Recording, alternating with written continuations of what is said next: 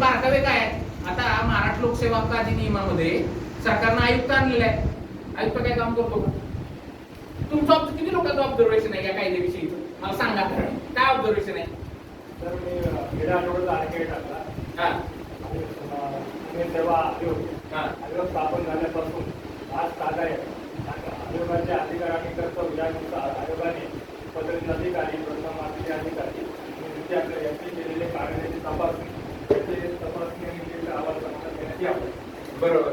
मला चालले आक्षेप आहे पण मी असं काय म्हणलं असतं, मला तुम्ही सॉफ्ट कॉपी द्या, जाऊ ती पेन ड्राईव्ह मध्ये माझी. मी नाही पैसे भरणार, ₹1600 काय व्हायचं ते होऊ दे. हे आपल्याला माहिती असं, म्हणजे हे पण वाट आहे. तुम्ही काय म्हणताय, फ्लॉपी मध्ये डिस्क मध्ये देता येईल, माझी फ्लॉपी घ्या द्या या, हे पण वाट आहे. दुसरी सांगतो, आता तुम्ही महाराष्ट्र लोकसेवा हक्क अधिनियम या कायद्यामध्ये किती तुम्ही मला सांगा हे केलेलं आहे आतापर्यंत? कोणत्या सेवा आल्या, तर कोणत्या डिपार्टमेंटच्या सेवा आहेत मला सांगा बरं. ऑब्झर्व केलंय काय? तर डिपार्टमेंट जवळ आजकाल त्या आयोग म्हणते की जवळ 1500 सेवा अधिसूचित आहे. अधिसूचित आहे, बरोबर आहे. महसूलमध्ये 20 आहे. महसूलच्या 20 कोणत्या आहेत माहिती आहे का? आता महसूल अधिकार अभिलेखाची प्रत आहे, जात प्रमाणपत्र आहे, ज्येष्ठ नागरिक प्रमाणपत्र आहे, अशा आहेत, आदिवासी दाखला. अशा 20 सेवा आहेत ज्याच्यामध्ये करप्शनचे चान्सेस खूप कमी आहेत. ज्या सेवा द्यायच्याच आहेत कसल्याही परिस्थितीत, काय 7/12 ऑटोमॅटिकली डाउनलोड होतोय, 15 वरली की होणार आहे, काय विषय नाही. तो दिला, ओके. फेरफारची पावती आहे, फेरफार काढायचा डाउनलोड होतोय, काय प्रॉब्लेम नाही, दिला, ओके. वारस नोंद आहे का बघा बरं. किंवा एक नाही, माझ्या जमिनीचा अधिकार अभिलेखात माझं नाव लावायचं, मी खरेदी केली जमीन, आहे का बघा? त्याला आहे का स्टिप्युलेटेड टाइम लिमिट? नाही. मग या सगळ्या विषयावर या 2015ला ज्यावेळेला कायदा आला ना, त्यावेळेला आम्ही त्याच्यावर 15 अभ्यास करायला सुरुवात केला. त्यावेळेला आम्ही सजेशन दिलेले होते. सजेशन असं होतं आमचं की तुम्ही हे जे कायदा केलाय तयार, आमचा काही प्रॉब्लेम नाही, कायदा चांगला आहे, ओके. पण आम्हाला एवढं सांगायचं तुम्हाला की अशा सेवा ऍड करा की ज्या सेवांमध्ये करप्शन जास्त होतं, आणि त्यांना त्यासाठी रेफरन्स पण दिला. म्हणलं अँटी करप्शन ब्युरोने पाठीमागच्या 5-10 वर्षात कोणत्या विषयांसाठी सातत्याने अँटी करप्शनची कारवाई केली, त्या सेवा घ्या ना तुम्ही. आरटीई मध्ये का नाही घेत? आपलं राईट टू सर्व्हिसेस मध्ये, आरटीएस मध्ये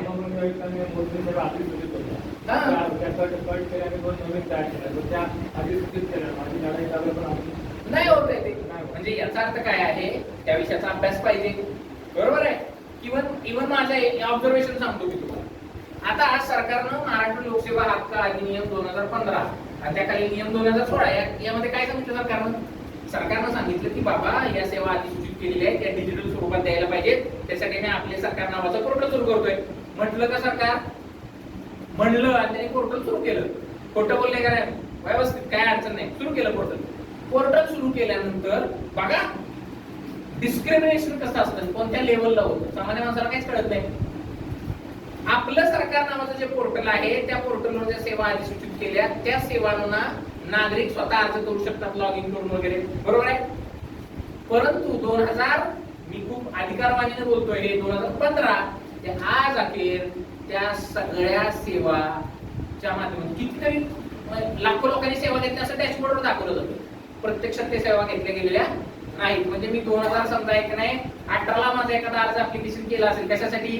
उत्पन्नाचे दाखले असते, अजून पेंडिंग आहे का?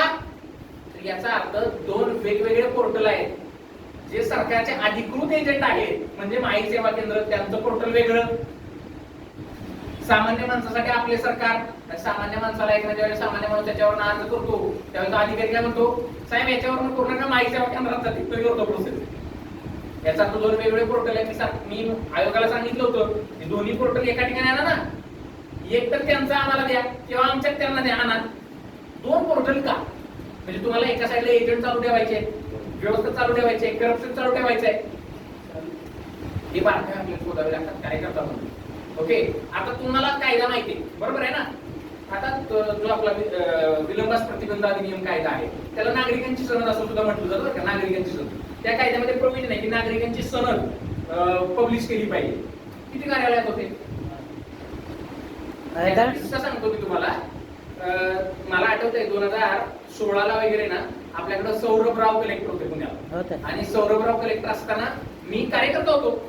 तर मग आम्ही त्यावेळेला आमच्या संस्थेच्या माध्यमातून नागरिकांची सरळ पब्लिश केली पाहिजे सरकारनं, यासाठी आम्ही फॉलोअप चालू केला. आता माझे जे गुरु होते ते स्वतः कलेक्टर होते, त्यांना सगळ्या गोष्टी, त्यांनी प्रशासनात असताना सगळ्या गोष्टी फॉलो केलेल्या होत्या आणि त्यांचं असं म्हणणं होतं की हे सगळं झालं पाहिजे.